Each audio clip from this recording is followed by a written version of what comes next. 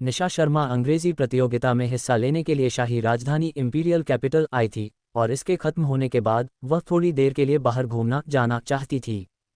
वह अपने पिछले जन्म में कई बार शाही राजधानी आ चुकी थी, लेकिन हर बार वह जल्दबाजी में आती और चली जाती थी, उसे नज़ारों का आनंद लेने का कभी समय ही नहीं मिला।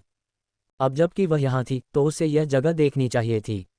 दूसरों के साथ शामिल न होना चाहने के कारण वह अकेले ही बाहर निकल गई। अनपेक्षित रूप से अचानक जब वह एक शांत चौराहे पर पहुंची तो उसने एक कार को किनारे से तेजी से निकलते और उससे कुछ ही दूरी पर मौजूद दो बेखबर अनजान लोगों की ओर बढ़ते देखा। इस नज़ारे ने दूसरों को डर के मारे चीखने पर मजबूर कर दिया, जबकि उसके निशा के रोंगटे खड़े हो गए, स्कैल्प टाइट हो गया। उसके पास प्रतिक्रिया रिएक्ट करने का समय नहीं था, वह बस एक पल फ्लैश में बाहर की ओर दौड़ी। किनारे पर मौजूद वे दोनों लोग जो एक दूसरे की बाहों में बाहें डाले हुए थे, कार की हरकतों से हक्के बक्के रह गए। जब कार उनके ऊपर चढ़ने और उन्हें टक्कर मारने ही वाली थी, तभी पीछे से एक अचानक और जोरदार ताकत आए और उन्हें खींच लिया। वे पीछे की ओर लड़खड़ाए और लगभग जमीन पर गिर ही पड़े। बैंग धड़ाम, कार एक जोरदार धमाके के साथ उनके पीछे वाले पत्थर के खंभे से जा टकराए और उसका अगला हिस्सा पिचक गया, जिससे सफ़ेद धुआं निकलने लगा। राहगीर, राह चलते लोग चीख पड़े और वह नज़ारा दृश्य तुरंत अराजक अफरा तफरी वाला हो गया। निशा शर्मा ने दोनों लोगों को पीछे खींच लिया था, लेकिन फिर भी कार की गर्म हवा की बौछार स्प्रे से वह बच नहीं पाए। दूरी देखकर उसका चेहरा गंभीर सख्त हो गया। कार उनसे आधे मीटर से भी कम दूरी पर थी। कार की रफ्तार ताकत को देखते हुए अगर वे उससे नहीं बचते। कार में बैठा व्यक्ति स्टीयरिंग व्हील पर आगे की ओर गिर गया था। ऐसा लग रहा था मानो टक्कर काफ़ी जोरदार थी। दो लंबे चौड़े आदमी पीछे से दौड़ते हुए आए। एक ये देखने गया कि कार में क्या हो रहा है, जबकि दूसरा बेचैन घबराई हुई आवाज़ में उनकी ओर दौड़ा। मैडम, क्या आप ठीक हैं? मैं ठीक हूँ, मैं भी ठीक हूँ। दोनों महिलाएं तब अपने होश में आईं और उनके माथे पर ठंडा पसीना छलक आया। वे पलटी और निशा शर्मा को देखने के बाद वे हैरान हुए बिना नहीं रह सकीं। ये युवती कितनी खूबसूरत थी। उसी ने उन्हें बचाया था। निशा शर्मा भी धीरे धीरे अपने होश में आए। अपने सामने मौजूद दो सुंदर, एलिगेंट और अमीर महिलाओं सोशलाइट्स को देखकर उसका दिमाग अभी भी थोड़ा सुन्नत ब्लैंक था। बेटा, तुम्हारा धन्यवाद, महिलाओं में से थोड़ी लंबी महिला ने निशा शर्मा को आभार कृतज्ञता के साथ मुस्कुराते हुए देखा। अगर तुम नहीं होती। हाँ, तुम्हारा बहुत बहुत धन्यवाद, दूसरी महिला भी आभारी थी, हालांकि वह अभी भी सदमे में थी। वे दोनों देखने में 40 के दशक की लग रही थीं, लेकिन निशा शर्मा जानती थी कि वे पक्का उससे भी बड़ी उम्रदराज थीं। उनके हाव भाव, टेम्परामेंट और कपड़ों और उनके अंगरक्षकों बॉडीगार्ड्स को देखते हुए वे पक्का अमीर महिलाएं ही होंगी। अमीर महिलाएं और अचानक हमला करती, चार्ज करती हुई कार। निशा शर्मा के दिमाग में तुरंत एक साजिश का सिद्धांत, कॉन्स्पिरेसी थ्योरी कौंध गया। न केवल उसने साजिश के बारे में सोचा, बल्कि जाहिर तौर पर ऑब्वियसली बाकी लोगों ने भी यही सोचा था। कुछ ही देर बाद जो आदमी स्थिति की जांच करने गया था, वह एक गंभीर सख्त चेहरे के साथ वापस आया। ड्राइवर शराब पीकर गाड़ी चला रहा था, ड्रंक ड्राइविंग कर रहा था। क्या यह महज शराब पीकर गाड़ी चलाने धुई का मामला था? क्या ये कोई इत्तेफाक था? सभी ने इस सवाल के बारे में सोचा, लेकिन उन्होंने इस चर्चा बहस को आगे नहीं बढ़ाया। इसे संभालने के लिए पुलिस को बुलाओ। असल में उन्हें ये कहने की ज़रूरत भी नहीं थी। कुछ राहगीरों ने पहले ही पुलिस को बुला लिया था। कुछ ही देर बाद सायरन बजाती हुई एक पुलिस कार वहां आ गई। पुलिस को स्थिति समझाने के लिए एक बॉडीगार्ड अंगरक्षक को छोड़कर दोनों अमीर महिलाओं ने निशा शर्मा को जाने से रोकने के लिए उसका हाथ पकड़ लिया। बेटा, युवती, अगर तुम नहीं होती तो हम आज बड़ी मुसीबत में होते। बिल्कुल, तुम बस ऐसे ही नहीं जा सकती, तुम्हें हमें तुम्हारा धन्यवाद करने का एक मौका देना होगा। निशा शर्मा को दोनों तरफ से उन दोनों ने पकड़ रखा था, खींच रही थी और वह खुद को छुड़ाने, आज़ाद करने में असमर्थ थी। उसने निशब्द, स्पीचलेस भाव से कहा, आपको इतना विनम्र, पोलाइट, औपचारिक होने की ज़रूरत नहीं है। विनम्र होने से तुम्हारा क्या मतलब है? उन्होंने उसे हैरानी से देखा। तुमने हमारी जान बचाई है। अगर उन्हें कार से टक्कर लगी होती तो भले ही वे मौके पर नहीं मरती, लेकिन उन्हें गंभीर चोटें ज़रूर आती। ये सच में कुछ भी नहीं है। चलो अंदर चलकर बात करते हैं। उन्होंने निशा शर्मा को सड़क के किनारे एक आलीशान दिखने वाले होटल के अंदर खींच लिया। अगर निशा शर्मा थोड़ा जोर लगाती तो वह खुद को छुड़ा सकती थी। आखिरकार वे बस दो कमज़ोर महिलाएं थीं। हालांकि उनकी बातों ने उसके दिल के एक नर्म हिस्से को छुआ, उसे उन पर तरस आ गया, इसलिए उसने उनकी बात मान ली। एक शांत कोने में ले जाने के बाद दोनों महिलाओं ने अपना परिचय, इंट्रोडक्शन दिया। तुम मुझे वीना आंटी कह सकती हो और मैं बेला आंटी हूँ। निशा शर्मा निशब्द, स्पीचलेस रह गई। वीना और बेला दोनों संगीत वाद्य यंत्र, म्यूजिकल इंस्ट्रूमेंट्स। क्या ये दोनों बहनें थीं? हालांकि वे एक जैसी नहीं दिख रही थीं। आप मुझे बस निशा कह सकती हैं। ज़रूर, निशा। वे दोनों ही बहुत मिलनसार, फ्रेंडली और सौहार्दपूर्ण एमिकेबल थीं। वे भला क्यों न होतीं? अगर निशा शर्मा न होती तो वे अभी उसके साथ यहाँ बैठकर गपशप करने के बजाय किसी अस्पताल में भर्ती होतीं। तुमने अभी अभी वह कैसे किया? वीना के अंगरक्षक बॉडीगार्ड ने अभी अभी उसे बताया था कि निशा शर्मा सच में बहुत तेज थी, वरना वह इतनी जल्दी उन्हें बचने में मदद नहीं कर पाती। ये सब इतनी अचानक हुआ था कि बॉडीगार्ड्स भी समय पर उन तक पहुंचने में कामयाब नहीं हो पाए थे। हाँ, तुम इतनी तेज कैसे दौड़ीं? वीना बहुत उत्सुक, क्यूरियस थी। अगर यह कोई और होता तो उसने पक्का कोई साजिश का सिद्धांत, कॉन्स्पिरेसी थ्योरी सोच लिया होता। वह सोच सकती थी कि मदद करने वाला किसी छिपे हुए मकसद, उल्टीरियर मोटिव से उनके पास आया था, वरना कोई इतनी जल्दी प्रतिक्रिया, रिस्पॉन्ड कैसे दे सकता है? हालांकि निशा शर्मा के खूबसूरत चेहरे और उसकी पवित्र, साफ आंखों को देखते ही उसने इस विचार को अपने मन से निकाल बैनिश कर दिया। वीना को एहसास हुआ कि उसे स्वाभाविक रूप से निशा शर्मा पसंद आने लगी है। मेरी रफ्तार, स्पीड और ताकत हमेशा से ही बेहतरीन, टिप टॉप रही है। निशा शर्मा ने विनम्र, हम्बल बनने का नाटक करने की जहमत भी नहीं उठाई। हा। वीना और बेला उसकी इस बात पर ठहाके लगाकर हंस पड़ीं। वे उसके आत्मविश्वास से बहुत खुश थीं। ये युवती सच में बहुत प्यारी, एडोरेबल थी। बाकी लड़कियां उनके सामने शर्मीली और विनम्र होतीं, लेकिन निशा शर्मा अलग निकली और इस बात ने उन्हें बहुत खुश डिलॉयट कर दिया। उसका जवां, यूथफुल और प्यारा सा आत्मविश्वास बिल्कुल असली था। तो फिर तुम्हारी रफ्तार और ताकत का बहुत बहुत धन्यवाद, वरना हम इसकी कोई बात नहीं है, don't mention it. Nisha Sharma ने अपना सिर हिलाया। मैं हमेशा न्याय इंसाफ के लिए खड़ी होती हूँ।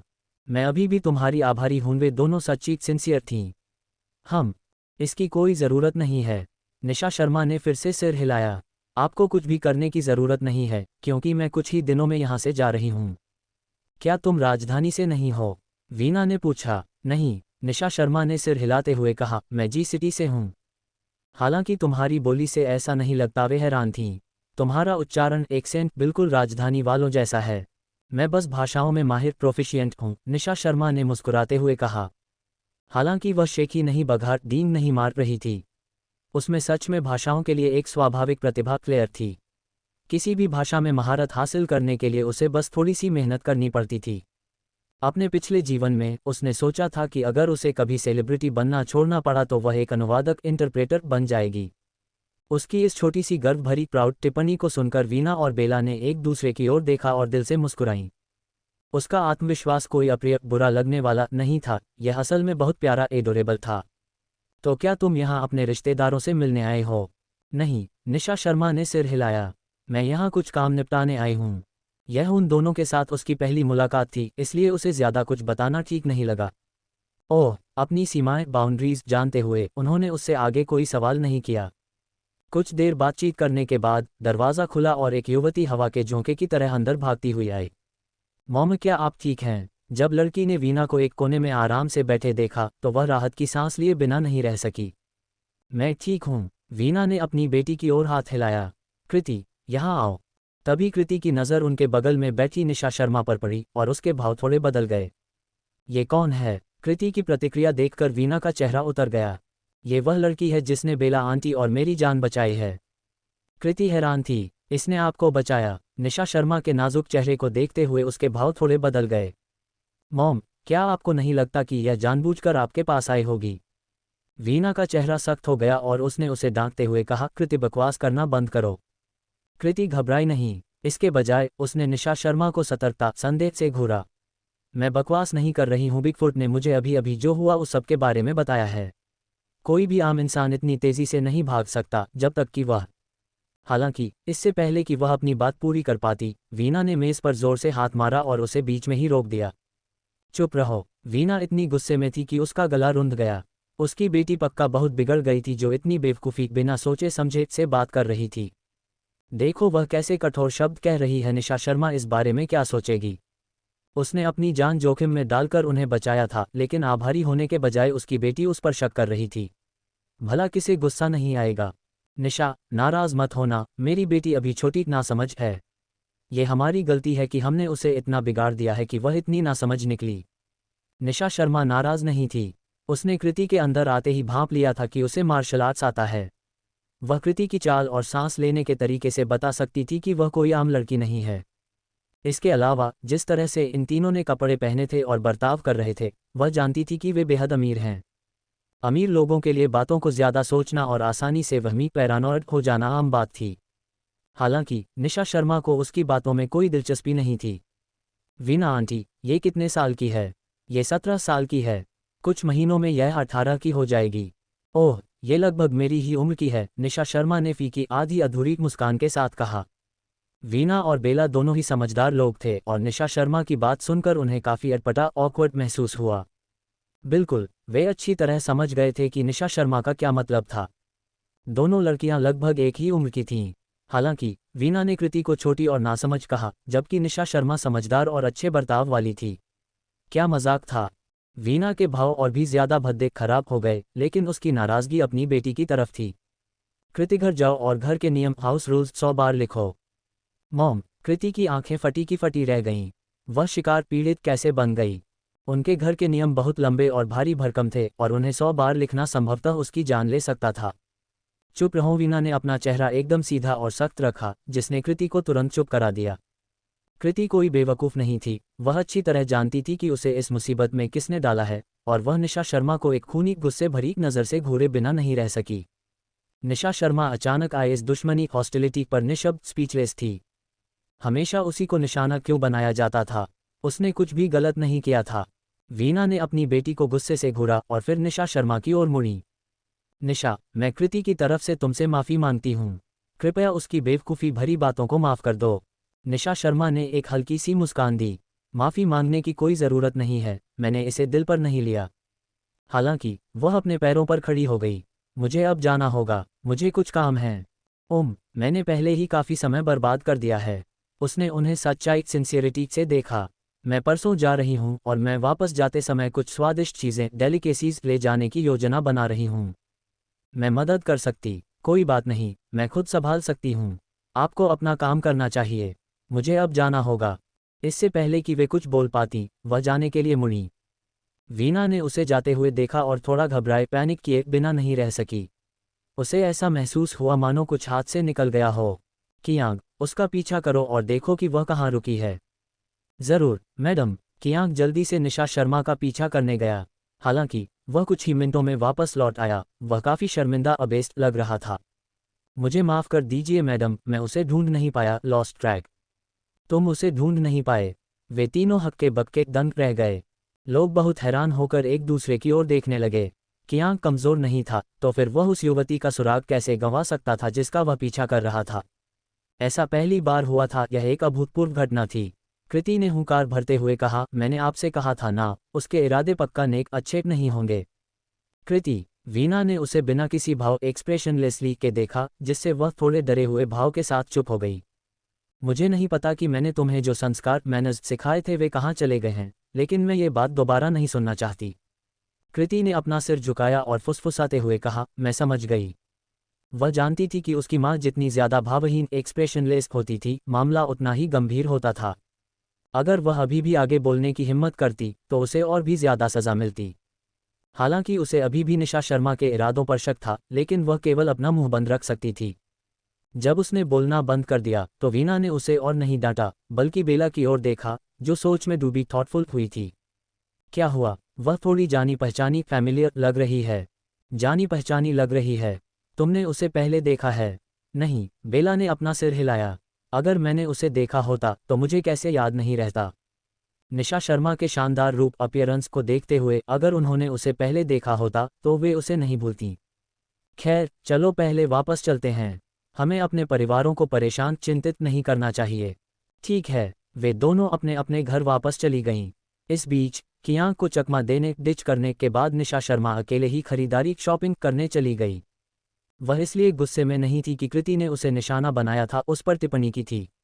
आखिरकार वे दोनों कुलीन अमीर महिलाएं काफ़ी अच्छी थीं और उन्हें बचाना सार्थक वर्थित था। हालांकि वह उनके साथ ज़्यादा नहीं उलझना, इन्वॉल्व नहीं होना चाहती थी। आखिरकार वे एक ही सकल समाज स्तर के नहीं थे। जहां तक तथाकथित सो कॉल्ड जान बचाने वाले एहसान फेवर की बात थी, उसने इसे भी गंभीरता से नहीं लिया था। कुछ देर धीरे धीरे चलने के बाद ये ध्यान देते हुए कि उसके आसपास कई उत्सुक जिज्ञासु नजरें थीं, उसके कदम थोड़े हिचकिचाए हेजिटेंट हो गए। जब उसने देखने के लिए अपना सिर घुमाया तो उन लोगों की आंखें चमक उठीं और वे तुरंत चौंकने पर कप हो गए। क्या तुम निशा शर्मा हो? क्या आप निशा दीदी हैं? वे युवा लोग इतने उत्साहित थे कि उन्होंने अपनी मुट्ठियां भींच लीं और खुशी भरे आश्चर्य सरप्राइज से उसकी ओर देखने लगे। हाँ, मैं ही हूँ, उसने धीरे से जवाब दिया। और लोगों ने तुरंत पुकारा, कहा, हमें सच में यहाँ आपको देखने की उम्मीद नहीं थी। वे तुरंत उसके चारों ओर इकट्ठा हो गए और बात करने लगे। मुझे सच में आपसे टकराने मिलने की उम्मीद नहीं थी। अच्छा हुआ कि मैं होशियार स्मार्ट हूँ। अंत में निशा शर्मा को उनकी चर्चा डिस्कशन सुनकर पूरी बात समझ में आ गई। पता चला कि यह सब उस पोस्ट की वजह से था जो उसने अभी अभी डाली थी। पुरस्कार अवार्ड के बारे में पोस्ट करने के बाद शाही राजधानी इंपीरियल कैपिटल में मौजूद फैंस हरकत में आ गए थे। हालांकि राष्ट्रीय अंग्रेजी प्रतियोगिता बहुत ज़्यादा मशहूर नहीं थी, लेकिन शाही राजधानी के छात्रों ने इसके बारे में सुना था। जिन होटलों में प्रतियोगी पार्टिसिपेंट्स रुके हुए थे, उनकी जांच करने के बाद वे इस तरफ आ गए। भले ही वे ज़रूरी नहीं कि निशा शर्मा को ढूंढ पाते, लेकिन उन्हें कम से कम आकर खुद तो देखना ही था। कुछ लोग होटल गए, जबकि कुछ आसपास के पड़ोस मोहल्ले में आ गए। उन्होंने सोचा शायद निशा शर्मा आसपास देखने घूमने के लिए बाहर आएगी। शुरू में वे बस अपनी किस्मत आजमाने की सोच रहे थे, लेकिन उन्होंने कभी नहीं सोचा था कि वे सच में यहाँ निशा शर्मा को देख लेंगे। निशा दीदी, आप शानदार ऑसम हैं। हाँ, आप सुपर ऑसम हैं। निशा दीदी, आपका प्रदर्शन परफॉर्मेंस बहुत ही अद्भुत अमेजिंग था। आप पढ़ाई कैसे करती हैं निशा दीदी? मैं सच में आपका पढ़ाई का तरीका स्टडी मेथड जानना चाहता हूँ। निशा शर्मा मुस्कुराए और बड़ी मुश्किल से आज़ाद होने खुद को छुड़ाने से पहले उनके साथ तस्वीरें खिंचवाईं और ऑटोग्राफ दिए। ऑटोग्राफ वाली अपनी ग्रुप फोटो सामूहिक तस्वीरें मिलने के बाद लोगों ने उसका पीछा करना जारी नहीं रखा, बल्कि उन्होंने उत्साह से भरे शब्दों के साथ माइक्रो ब्लॉग पर तस्वीरें पोस्ट कर दीं। उनसे अलग होने के बाद निशा शर्मा खरीदारी शॉपिंग जारी नहीं रख सकी। उसे खुद का भेष बदलने डिस्गाइज करने का अच्छा काम करना चाहिए था। उसे बस यह उम्मीद नहीं थी कि उसकी लोकप्रियता पॉपुलैरिटी इतनी तेज़ी से बढ़ जाएगी। हार मानकर रिजाइंड होकर वह केवल वापस ही जा सकती थी। हालांकि एक थोड़े सुनसान सेक्लूडेड रास्ते से गुजरते समय वह अचानक रुक गई, उसकी भौहें तन गईं, सिकुड़ गईं। निशा शर्मा ने जमीन से एक मोटा डंडा उठाया और पेड़ से नीचे कूदी और डंडा उन पर दे मारा। असल में उसे उनकी पिछली मेहनत प्रयासों के लिए आभारी होना चाहिए था। उन्होंने न केवल अपनी सुविधा के लिए बल्कि निशा शर्मा के फायदे के लिए भी लाइटें और सर्विलांस निगरानी कैमरे तोड़ दिए थे। चूंकि वहां कोई सर्विलांस नहीं था, इसलिए कोई सबूत भी नहीं था, इसलिए उसे अपनी ताकत के पकड़े जाने उजागर होने का डर नहीं था। भले ही वे पुलिस को बुलाना चाहते, लेकिन उन्हें शर्मिंदगी उठानी पड़ती। कई हटे कट्टे बड़े आदमियों को एक लड़की ने पीट पीट कर गिरा दिया था, कितनी शर्मनाक बात थी। बेशक अगर वे पुलिस को बुलाने की हिम्मत करते भी तो पुलिस को सबसे पहले उनसे यही पूछना पड़ता कि वे उसका पीछा क्यों कर रहे थे, है ना? ये सोचकर निशा शर्मा के चेहरे पर एक बड़ी सी मुस्कान आ गई। अगर लाइट अभी भी काम कर रही होती, जल रही होती, तो वे आदमी डर के मारे मर ही जाते। वह मुस्कान बहुत ही डरावनी खौफनाक लग रही थी। चेहरे पर उसी मुस्कान के साथ निशा शर्मा उनके बीच इधर उधर टहल रही थी। उसके हाथ का डंडा बिना किसी रहम के उन पर गिर रहा था, जिससे चीखों की बौछार छूट रही थी। जल्द ही वे केवल सांसें छोड़ रहे थे, ले नहीं रहे थे और रहम की भीख भी नहीं मांग पा रहे थे। उनका ज्यादा खून नहीं बहा था, लेकिन उनकी अंदरूनी चोटें बहुत गंभीर थीं। ये पक्का करने के बाद कि वे पूरी तरह से लाचार बेबस हो गए हैं, तभी निशा शर्मा ने अपने हाथ का डंडा नीचे रखा। उसने अपने हाथ झटके और अपने सिर से पसीना पोंछा। इस गर्मी के दिन में थोड़ा पसीना बहाना काफ़ी ताजगी भरा रिफ्रेशिंग था, खासकर थोड़े व्यायाम कसरत के बाद। अंधेरे में उसकी आंखें चमकती हुई लग रही थीं जब उसने ज़मीन पर कराहते हुए लोगों को देखा। वहां से जाने के लिए तैयार होने से पहले उसने एक गहरी सांस ली और अपने भावों को सामान्य किया। हालांकि इससे पहले कि वह एक कदम भी बढ़ा पाती, अचानक एक फ़ोन बज उठा। वह चलकर पास गई और किसी की जेब से चमकता हुआ मोबाइल फ़ोन निकाला। स्क्रीन पर मिस शब्द लिखा आ रहा था। उसने फ़ोन उठाया। दूसरी तरफ से एक नाखुश नाराज़ आवाज़ सुनाई दी। तुम्हें फ़ोन उठाने में इतनी देर क्यों लगी? निशा शर्मा मुस्कुराई, लतिका भार्गव। दूसरी तरफ मौजूद इंसान की सांस जोर से अटक गई, फिर चीज़ों के गिरने की आवाज़ सुनी जा सकती थी। जब लतिका भार्गव ने हड़बड़ाहट में प्रतिक्रिया दी तो उसे एहसास हुआ कि दूसरी तरफ से फ़ोन पहले ही कट चुका था। जब उसने दोबारा कॉल की तो फ़ोन नहीं लगा। लतिका भार्गव का दिल अचानक ठंडा पड़ गया। उसने बाकी लोगों के नंबर डायल किए, लेकिन उन्होंने कोई जवाब नहीं दिया। वह अपनी पीठ में एक सिहरन ठंडक महसूस किए बिना नहीं रह सकी। अगर उन्होंने अपना काम मिशन पूरा कर लिया होता तो वे ऐसा कभी नहीं करते कि फ़ोन न उठाएं। तो आखिर हुआ क्या था? निशा शर्मा ने फ़ोन क्यों उठाया था? इसके अलावा निशा शर्मा की आवाज़ एकदम शांत थी, मानो कुछ हुआ ही न हो। ये बात बिल्कुल समझ से परे थी। उसने इस बार वहां 7 लोगों को भेजा था। हालांकि वे कोई बहुत बड़े ताकतवर गुंडे नहीं थे, लेकिन साथ हटे कट्टे आदमी पक्का निशा शर्मा जैसी एक अकेली और जवान लड़की को संभाल काबू कर सकते थे, है ना? लेकिन अब क्या हो गया था? उसका दिल जोरों से धड़क रहा था और चेहरा पीला पड़ गया था। लतिका भार्गव केवल घटनास्थल सीन की जांच करने के लिए किसी को ढूंढ सकती थी। जब उसे पता चला कि वे लोग सच में अपाहिज, बुरी तरह घायल, लाचार हो गए थे, तो उसका चेहरा और भी ज्यादा भद्दा खराब हो गया। आखिर यह निशा शर्मा क्या बला थी? ये घटनाक्रम डेवलपमेंट बिल्कुल भी वैज्ञानिक लॉजिकल नहीं था। लतिका भार्गव ने शुरू में सोचा था कि निशा शर्मा बस एक आम लड़की है। हालांकि वह बेहद खूबसूरत थी, लेकिन खुद को बचाने की पर्याप्त क्षमता, काबिलियत के बिना ऐसा चेहरा एक वरदान के बजाय एक बोझ था। जब निशा शर्मा प्रतियोगिता में हिस्सा लेने के लिए शाही राजधानी आई, तो वह बस एक ऐसी भीड़ थी जो खुद चलकर बाघ के मुंह में आ गई थी। किसने सोचा होगा कि वह कई बड़े आदमियों को अपाहिज, घायल करने की काबिलियत रखती थी। यहाँ तक कि खुद लतिका भार्गव के लिए भी इन 7 आदमियों का एक साथ सामना करना आसान नहीं होता। लतिका भार्गव को एहसास हुआ कि निशा शर्मा के बारे में उसकी सोच, इंप्रेशन बहुत उथली, कमज़ोर थी। उसने सोचा था कि वह इस मौके का फ़ायदा उठाकर उससे छुटकारा पा सकती है, लेकिन उसे इस नतीजे की उम्मीद नहीं थी। और लतिका भार्गव को अगले ही दिन निशा शर्मा से टकराने मिलने की उम्मीद भी नहीं थी। निशा शर्मा। लतिका भार्गव की आंखें हैरानी से चौड़ी हो गईं। तुम यहाँ कैसे? निशा शर्मा का अंदाज, स्टाइल आज बहुत ही जवां, यूथफुल था। उसने आसमानी नीले रंग का हाफ स्लीव, छोटी बाजू का स्वेटर, स्ट्रेट सीधी काली जीन्स और सफ़ेद स्नीकर्स पहने हुए थे। उसके लंबे बाल एक पोनीटेल में बंधे हुए थे, जो उसके चलने पर झूल रहे थे। वह बहुत ही आकर्षक, नोटिसेबल लग रही थी। बाकी मेहमान भी उसकी तरफ हैरानी, अमेजमेंट से देखे बिना नहीं रह सके। लतिका भार्गव की बातें सुनकर सबकी नज़रें उन दोनों के बीच इधर उधर दौड़ने लगीं। तो क्या सभी खूबसूरत लड़कियां एक दूसरे को जानती थीं? हर किसी ने शुरू में सोचा था कि लतिका भार्गव एक दुर्लभ सुंदरी, रेयर ब्यूटी थी, लेकिन उन्हें हैरानी हुई कि वहां उससे भी ज्यादा खूबसूरत एक और लड़की थी। लतिका भार्गव का मेकअप बहुत ही शानदार, एक्सक्विजिट था, मानो वह किसी डिनर पार्टी में जाने के लिए तैयार हो। निशा शर्मा का चेहरा बिना मेकअप के मेकअप फ्री था, लेकिन उसकी त्वचा गोरी और चमकदार, ल्यूमिनस थी। उसकी आंखें साफ थीं और जीवन शक्ति, विटेलिटी, उत्साह से भरी दिख रही थीं।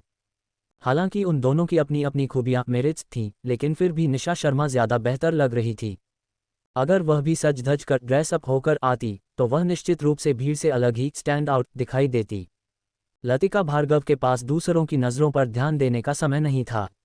उसने अविश्वास, डिसबिलीफ से निशा शर्मा की ओर देखा। तुम यहाँ क्या कर रही हो? निशा शर्मा ने उसे देखकर मुस्कुराते हुए कहा, मैं यहाँ पत्थर, रॉक्स खरीदने आई हूँ। उसकी मुस्कान बहुत ही उज्ज्वल, ब्राइट थी। उनमें जरा सी भी उदासी, ग्लूम नहीं देखी जा सकती थी, मानो कल कुछ हुआ ही न हो। लतिका भार्गव की पीठ में सिहरन दौड़ गई, उसकी पीठ ठंडी पड़ गई। कल उन आदमियों को लगी ऊपरी चोटें, सुपरफिशियल इंजरीज, गंभीर नहीं थीं, लेकिन उनकी हड्डियां टूट गई थीं। दूसरी ओर उनकी अंदरूनी चोटें बहुत गंभीर थीं और उनके सभी अंदरूनी अंगों, इंटरनल ऑर्गन्स को कुछ हद तक नुकसान पहुंचा था। डॉक्टर ने कहा था कि उन्हें कम से कम कुछ सालों तक बिस्तर पर आराम, बेड रेस्ट करना होगा और उसके बाद भी वे कोई भारी काम नहीं कर पाएंगे।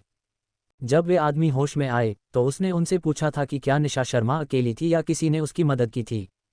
उन लोगों ने कहा था कि अंधेरे के कारण वे साफ साफ नहीं देख पाए, बस इतना पता चला कि सामने वाला अन्य पक्ष बहुत तेज था और उसकी हरकतें बहुत फुर्तीली, मूव्ड वे थीं। हालांकि उन्होंने केवल एक ही आकृति देखी थी। इसका मतलब था कि वहां केवल निशा शर्मा ही थी। उनकी बातें सुनकर लतिका भार्गव के हाथ पैर ठंडे पड़ गए। निशा शर्मा के पास सच में इतनी ताकत थी।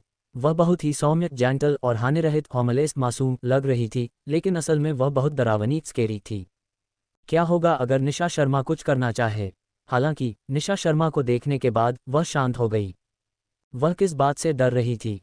निशा शर्मा महज अकेली इंसान थी और उसकी मदद करने वाला कोई परिवार नहीं था। अगर उसने सच में लतिका भार्गव के खिलाफ कोई कदम उठाने की हिम्मत की, तो भार्गव परिवार उसे ऐसे ही नहीं जाने देगा, उसे छोड़ेगा नहीं। ये सोचकर लतिका भार्गव ने निशा शर्मा को देखकर एक मुस्कान दी। क्या तुम भी पत्थरों, रॉक्स पर दांव लगाना, गैम्बल करना जानती हो? यह शाही राजधानी इंपीरियल कैपिटल के बाहरी इलाके में स्थित एक रॉक गैम्बलिंग हाउस पत्थरों पर दांव लगाने की जगह था, जहां सबसे बेहतरीन पत्थर मौजूद थे। इन पत्थरों में हर तरह के खूबसूरत, कीमती पत्थर होते थे। कई जैद व्यापारी मर्चेंट्स और विभिन्न ज्वेलरी कंपनियों आभूषण कंपनियों के परचेसिंग मैनेजर खरीद प्रबंधक भी यहाँ इकट्ठा हुए थे। ये बहुत अच्छा होगा अगर वे ऐसे खूबसूरत जैद पत्थर ढूंढ सकें जिन्हें तराश कर उनके स्टोर्स के लिए खजाने में बदला जा सके। हालांकि सही जैद ढूंढना आसान नहीं था। जैद इंडस्ट्री उद्योग में एक कहावत थी, एक गलत कट कटाव और तुम गरीब हो गए, एक सही कट और तुम अमीर हो गए, एक कट और तुम टाट के कपड़े गरीबी पहन रहे हो। यहाँ का मुनाफा डरावने रूप से बहुत ज्यादा था, लेकिन इसके जोखिम रिस्क भी उतने ही अधिक थे। यहाँ तक कि वे मास्टर कारीगर आर्टिसंस जो कई सालों से पत्थरों पर दांव लगा रहे थे, वे भी यह कहने की हिम्मत नहीं करते थे कि वे 100% सटीक एक्यूरेट हैं। ये हमेशा मुमकिन था कि कोई बहुत सारा पैसा लगा दे और अंत में उसे केवल एक बेकार पत्थर ही मिले। भार्गव परिवार आभूषण उद्योग ज्वेलरी इंडस्ट्री का लीडर सरगना था और उनकी कंपनी खूबसूरत और शानदार जैद आभूषणों ऑर्नामेंट्स और एक्सेसरीज की अपनी विविधता वैरायटी के लिए मशहूर थी। हालांकि इसे बनाए रखने के लिए कच्चे माल रॉ मटेरियल्स की ज़रूरत थी। अब चूंकि लतिका भार्गव कंपनी में प्रवेश करने जा रही थी तो स्वाभाविक रूप से उसे इस बिजनेस व्यवसाय से वाकिफ एक्सपोज होना ही था। क्या ये बात बेतुकी रिडिकुलस नहीं थी कि निशा शर्मा ने उससे बदला लेने के लिए पत्थरों पर दांव लगाने बेट करने का रास्ता चुना था। इस विचार पर वह निशा शर्मा से और भी कम डरी इंटिमिडेट हुई। उसे केवल ये लगा कि वह निशा थोड़ी बेवकूफ़ सिली थी। क्या ऐसा है? तो फिर मुझे उम्मीद है कि तुम बहुत सारा पैसा कमाओगी। धन्यवाद, मैं निश्चित रूप से बहुत सारा पैसा कमाऊंगी। निशा शर्मा ने उसकी दुआ ब्लेसिंग को अपनी उसी न बदलने वाली अटल मुस्कान के साथ स्वीकार किया। पत्थरों रॉक्स पर दांव लगाना बेटिंग जुआ जोखिम भरा, रिस्की और लाभदायक प्रॉफिटेबल दोनों था, जहां दांव बेट शब्द सब कुछ बयां करता था। जब असली पत्थर को खोदा माइन किया जाता था तो बाहर की तरफ एक घिसी हुई वेदर्ड परत होती थी, इसलिए ये देखने का कोई पक्का इफेक्टिव तरीका नहीं था कि अंदर पत्थर है या जैद कीमती पत्थर। अनुभवी एक्सपीरियंस्ड उस्ताद मास्टर अपने कई अनुभवों को जोड़ सकते थे, लेकिन फिर भी अपनी सटीकता दर एक्यूरेसी रेट की गारंटी नहीं दे सकते थे। जब लतिका भार्गव आई तो वह कंपनी के मास्टर उस्ताद को अपने साथ लाई थी। अगर वे अच्छा माल मटेरियल पत्थर ढूंढने में कामयाब रहे तो उनकी कंपनी अपना शानदार प्रदर्शन जारी रख सकेगी। पहले एक कंपनी को तैरते हुए हरे फूलों वाला एक शानदार ग्लासी वायलेट कांच जैसा बैंगनी नमूना स्पेसिमेन मिला था। उन्होंने उसे तराश कर एक बेहद नाजुक और खूबसूरत आभूषण ऑर्नामेंट बनाया जो तुरंत उनके स्टोर का खजाना बन गया और कई ग्राहकों को आकर्षित किया। अगर उन्हें अच्छा माल नहीं मिला तो उन पर दबाव प्रेशर आ जाएगा, इसलिए वे इस बार एक मकसद मिशन के साथ यहाँ आए थे। अपने काम टास्क के बारे में सोचते हुए लतिका भार्गव के पास निशा शर्मा पर ध्यान देने का समय नहीं था। वैसे भी उसे अंततः ठीक सबक सिखा दिया जाएगा, कोई जल्दी नहीं थी।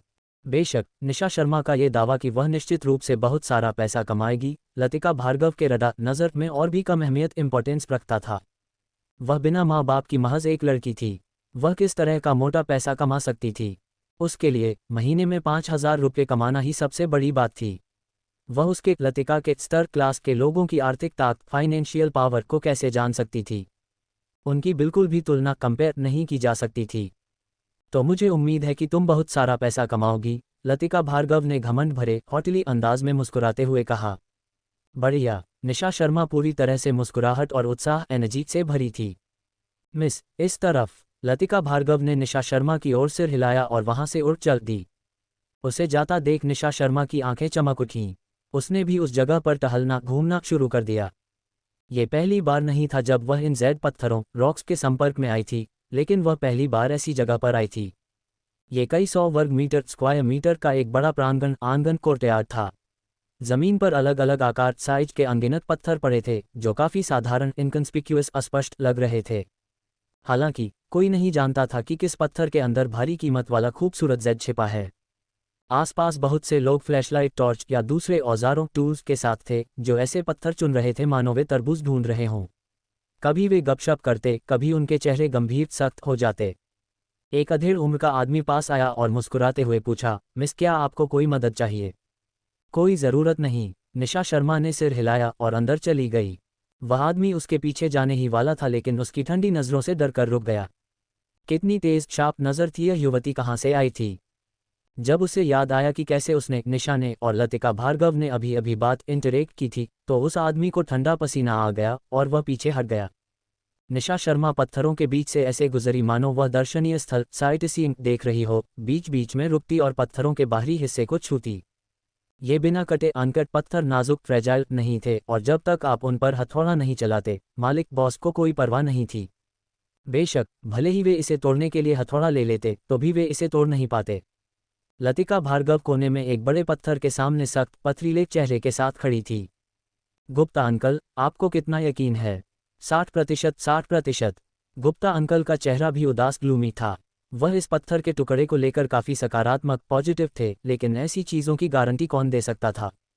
ये पत्थर एक इंसान जितना लंबा था, इसका वजन कई 100 किलो था और इसकी कीमत 50 करोड़ रुपये थी। भार्गव परिवार के लिए 50 करोड़ कोई बड़ी रकम नहीं थी, लेकिन अगर 50 करोड़ पानी में डूब गए तो यह कोई मामूली बात भी नहीं थी। आखिरकार अचल संपत्ति, फिक्स्ड असेट्स और नकदी लिक्विडिटी दो अलग अलग चीज़ें थीं। इस बार जब वे आए थे तो वे अपने साथ 80 करोड़ रुपये लाए थे। अगर यह पत्थर नाकाम खराब निकला तो यह बहुत बुरा होगा। इसके अलावा वह तुरंत एक जीत हासिल करना चाहती थी। गुप्ता अंकल, आपकी नज़र किस दूसरे टुकड़े पर है? क्यों न पहले बाकी के पत्थरों को देखा जाए? गुप्ता अंकल ने त्योरियां चढ़ाईं और भी हैं, लेकिन मुझे अभी भी लगता है कि यह सबसे अच्छा है। हालांकि यह सबसे महंगा था, लेकिन अंतिम परिणाम नतीजा निश्चित रूप से अलग शानदार होगा। उनकी बात सुनकर लतिका भार्गव के भाव थोड़े गंभीर हो गए। ये वाला सच में बहुत अच्छा है। जब वे झिझक रहे थे तभी एक साफ तेज आवाज़ गूंजी। लतिका भार्गव ने देखने के लिए अपना सिर घुमाया और त्योरियां चढ़ाए बिना नहीं रह सकी।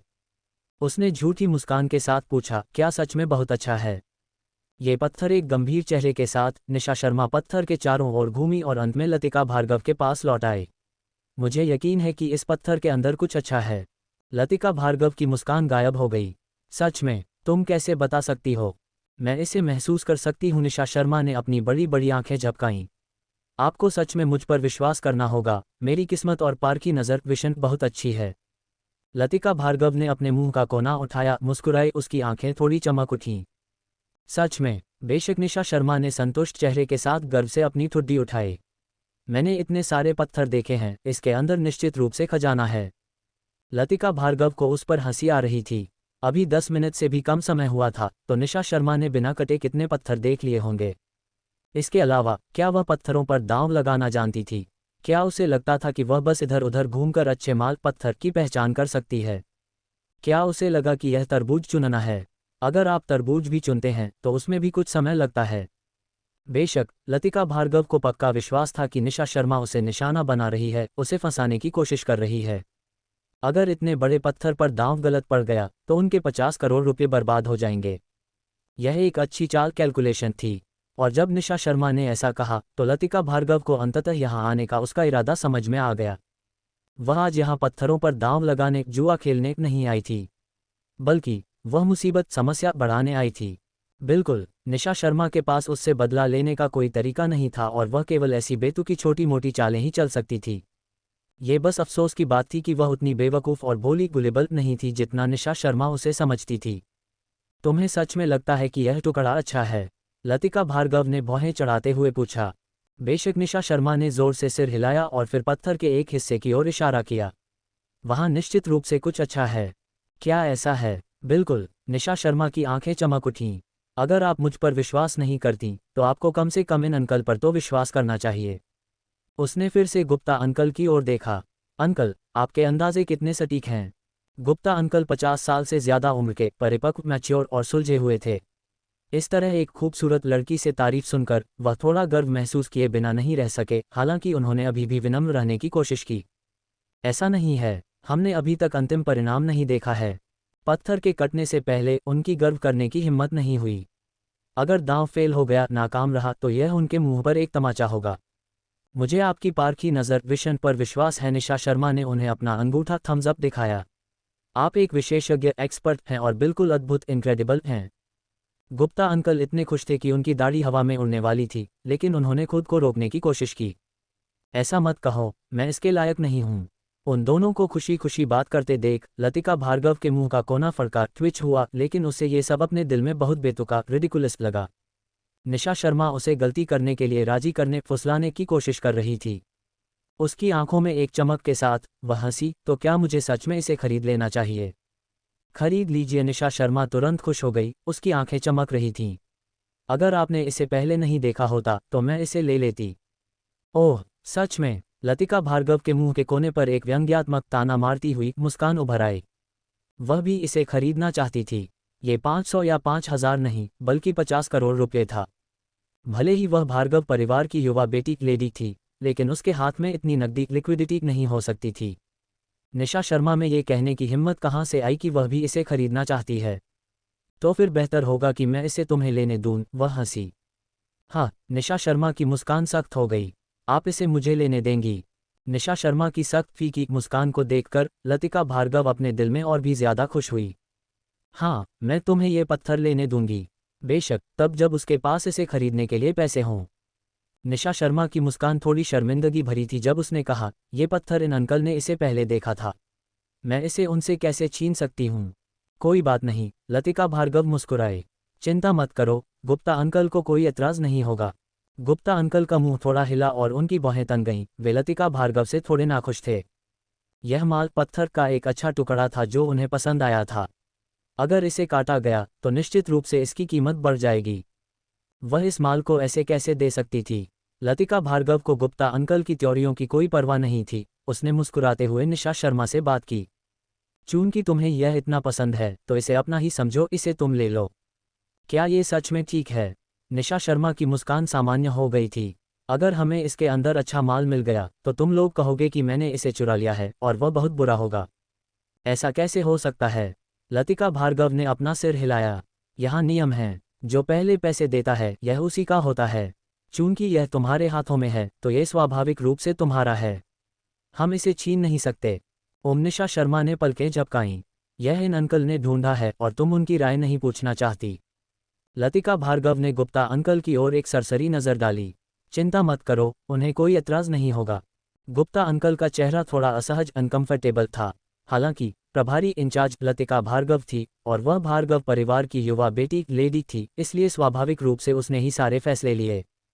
सबसे अहम बात यह थी कि उनके पास इस बात की गारंटी देने का कोई तरीका नहीं था कि यह बिना कटा हुआ पत्थर 100% लाभदायक प्रॉफिटेबल होगा। अगर उन्होंने जिद की और यह नाकाम फेल हो गया तो उनके लिए इसका हिसाब देना मुश्किल हो जाएगा। वैसे भी उन्होंने अपना काम कर दिया था, इसलिए वे बाकी सब लतिका भार्गव पर छोड़ देंगे।